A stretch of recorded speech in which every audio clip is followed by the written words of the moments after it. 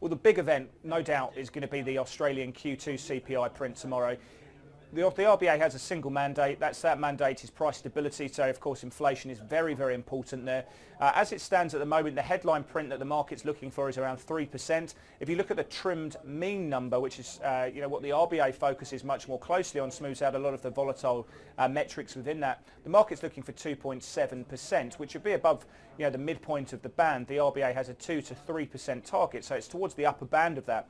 In fact, if you look at the analysts or the economists' expectations, there is quite a wide spread. Some people, one house is looking for 2.9%, one house is looking for 2.4%. So if it comes up at 2.7% or above, we'd expect to see a little bit of strength coming through in the Australian dollar.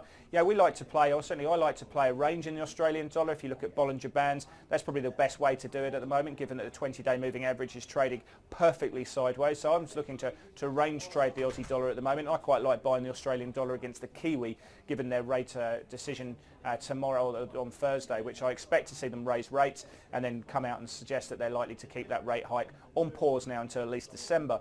But certainly the RBA will be looking very closely at that inflation number, and I think if we get a number at 2.7% or above, we should see no real reaction, if not a positive reaction in the Australian dollar. I think anything below 2.5, going on to 2.2%, which would be a huge miss, would create a huge amount of uncertainties and potentially lift that chance that the RBA cuts rates towards the back end of the year.